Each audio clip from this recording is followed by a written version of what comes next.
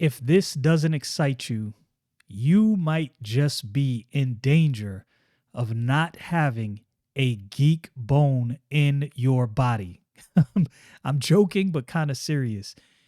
If you listen to my video earlier this week, I believe it's earlier this week, where I talked about Henry Cavill and what I will call the Henry Cavill stamp of approval. Yes, two Henry Cavill videos in 1 week. So here's my Henry Cavill stamp of approval. Now, this is not perfect. This doesn't mean that everything he does is correct and right, blase, blase, blah. But if Henry Cavill is on some geek project and he's staying through the entire project, it's a high probability that this thing is done right. He's known for backing away from projects if they're not done right and if they're not faithful to the IP. He really cares about this geek stuff. He is, in my humble opinion, a geek's geek. Okay, so let's get to this article from cosmicbook.news. Voltron wraps filming, teases cosmic theme, Emperor's Archon. Now, I'm kind of confused as to why they say teases cosmic theme. I mean, Voltron is cosmic. This is like part of the whole ordeal, right? This is a tale of something that goes on in the cosmos, right? Like a lot of space stuff going on. So I'm confused by that title a little bit, but let's go on and see what the article has to say.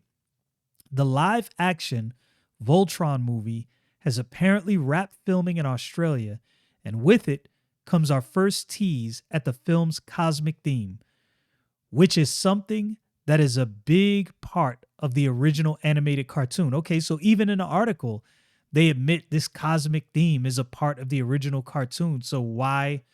Well, maybe I understand. Maybe this is to signify that, hey, just so you guys know, we stuck to the source material. We did not abandon this and go our own way. In that sense, and in that case, okay, I can go with that. The identity of the actor possibly playing Emperor Zarkon may also have become known. And they have this post. It looks like it's from somebody who worked on the film, Surf Art by Tyler.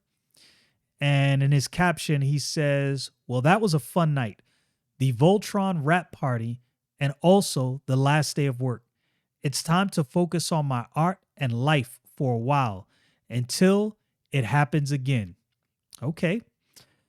A crew member shared a photo from the official rap party about 11 days ago on Instagram, which features a Voltron-themed backdrop with planets, galaxies, and asteroids, hinting at the film's cosmic and intergalactic setting. So I guess they're just letting the audience know, hey, we didn't abandon the original theme of Voltron. We're sticking to the source material, which is good.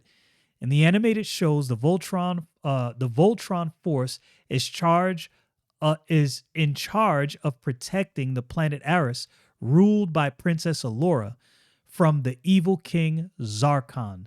The movie, directed by Rawson Marshall Thurber, now looks to have moved into post-production, which is good. That means this is coming very soon. And look at just looking at that picture, that's dope. That's dope. If this is accurate right here, they really did stick. See, I like this. Why can't more movie studios do this? I guess this is where the streaming services come in. They're just gonna rake in the dough by giving fans what they want. While the cast has been announced, their roles remain under wraps. It's thought that the younger actors will be piloting the Lions, while the veterans take on supporting or leadership roles. The cast includes Henry Cavill, spotted in Australia with his family, Rita Ora, who may be playing Hagar the Witch, Sterling K. Brown, Alba Batista, recently seen on set with her husband, Chris Evans, Daniel Quinn Toy, Samson Kao, John Kim, Tharanya Theron, um, Laura Gordon, and Tim Griffin. IMDb also confirms actors playing Garlands. The Italian actor Roberto Zinca, listed as the Garland Emperor. In the mythos, the Garland Emperor is Emperor Zarkon, the ruthless ruler of the Galra Empire. I don't know why I'm saying Garland, Galron, the Galra Empire, and the main antagonist in the original Voltron series. Matthew Scully is also listed as playing a Galron officer. And they show, I guess this is another post, Roberto Zinca. I guess it was a video, maybe from the set. I don't know, not sure. Let's see. Reimagine Voltron for the live action world. Plot details are still being kept secret, but director Rawson Marshall Thurber previously teased that the movie is a reimagining of Voltron for the live action world. It will introduce a brand new generation of pilots, with Thurber hinting the flick will stay true to the core elements of the beloved 1980s series. Now, I'm not sure I like that verbiage too much, but I will give them this. If Henry Cavill has stayed through this whole thing, I'm inclined to believe that this is probably done right. And here's the thing. This is where I always talk about retaining a fan confidence capital.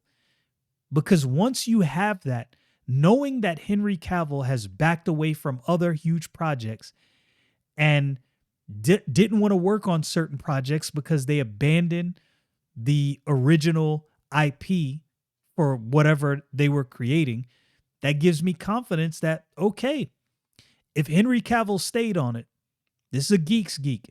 It's probably good. Even though I don't like that verbiage, it's probably going to be good. I'll give him the benefit of the doubt. And this is a quote from Thurber. You know, I loved Voltron since I was a boy and wanted to make this movie since I was 8 years old, Thurber said.